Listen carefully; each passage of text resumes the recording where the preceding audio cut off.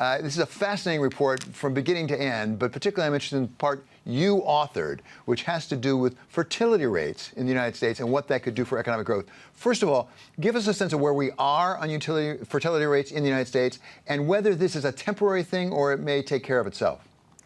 Sure. So the U.S. fertility rate has plummeted for the past 15 years. And so the problem here is that now we are at a level of fertility in this country that is below replacement level, meaning without immigration, the population will not maintain our size. And so what's been happening is for 15 years, annual birth rates have gone down, and now we're at a point where the average number of children born to a woman in the U.S. is substantially below the sort of magic number of 2.1 that would keep us at replacement population level. It's now 1.67. My look at the data suggests that it's unlikely to turn around anytime soon. So what we've really seen is that the decrease in births is very widespread. It's coming from across demographic groups. It's coming across the country. It doesn't seem to be driven by any sort of sharp policy or economic change in the past 15 years. Rather, it seems to reflect more recent cohorts of young adults having fewer children or remaining childless more often than cohorts in the previous past. And so this suggests that there's been a general trend away from having children, from having multiple children. And if we look to other high-income countries that have been dealing with this for decades, it's probably going to be stubbornly low. That's my best guess. So, Professor, here on Wall Street Week, we speak to investors in particular. What are the possible consequences of that in terms of economic growth? Because really, we have to depend upon future economic growth. What is that decline in fertility likely to do to us? The decline in birth rates has meant a decline in population growth. And the most immediate effect of this is likely to be a shrinking size of the working age population. So the working age population in the U.S. has been stagnant for over a decade now. And given the decrease in birth rates we've been experiencing for the past 15 years, in the not too distant future, again, absent an increase in immigration, we're simply going to have fewer people of working age. Now that's consequential both in a fiscal sense, meaning that it's going to put fiscal pressures on our social security system, funding for Medicare, disability insurance, but it also poses economic headwinds in the sense that you have fewer people of working age, and that doesn't necessarily just mean fewer people to produce stuff, lower economic activity overall. More worryingly, it could mean lower GDP per capita or a reduction in productivity per person, a reduction in living standards. Which could have profound effects, obviously, on investment, particularly in the United States. So what can we do about it? Can we get that fertility rate back up, or do we have to find a workaround? Yeah, so here's where I think we can draw lessons from other high-income countries, Japan, UK, Canada, other countries in Europe, including Scandinavian countries, that have been dealing with below replacement level fertility for many decades.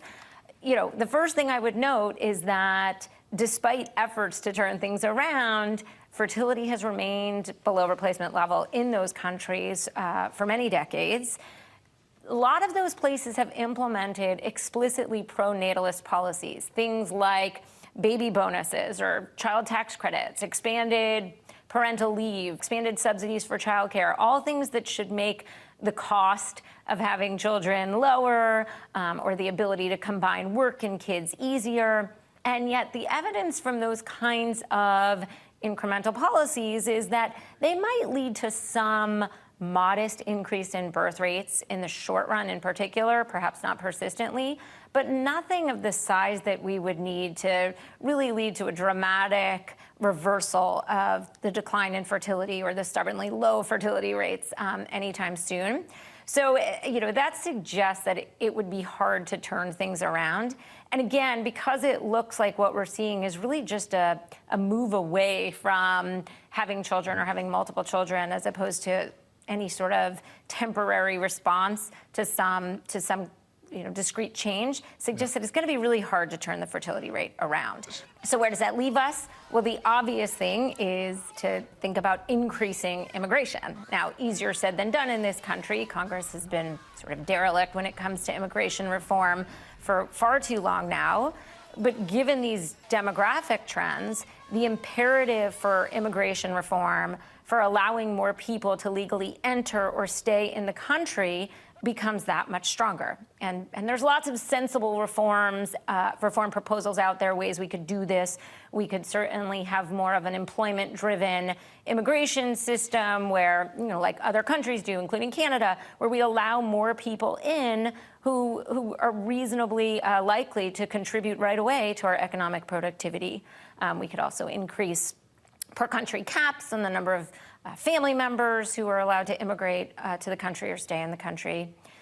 Beyond immigration, of course, again, these demographic headwinds emphasize the need for policies and conditions that promote innovation and productivity growth. Easier said than done, though recent spending bills in Congress aimed at investments in infrastructure, increases in spending on scientific development.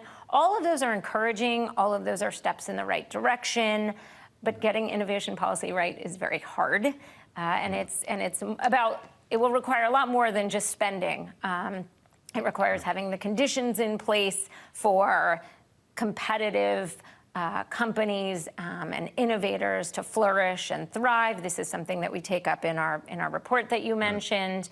And of course, it will require a lot of investment in talent, not just importing global talent through more immigration, but also really building the talent pool among our native born population here in the U.S.